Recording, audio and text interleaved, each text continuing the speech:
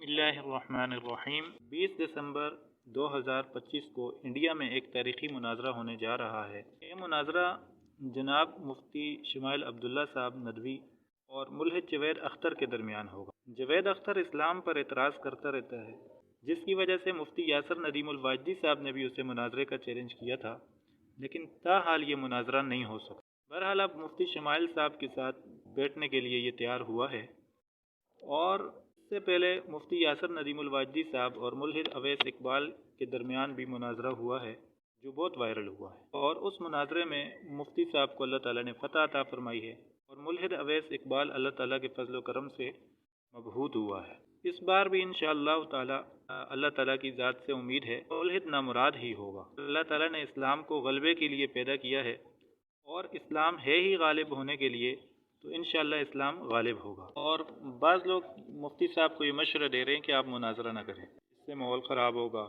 और मुख्तलिफ़ बातें कर रहे हैं। लेकिन जब कुफ़ार एतराज़ कर रहे हैं तो आखिर उनको जवाब तो देना है। और ये मुनाजरे नई बात नहीं है, ये पहले भी हिंदुस्तान में होते रहे।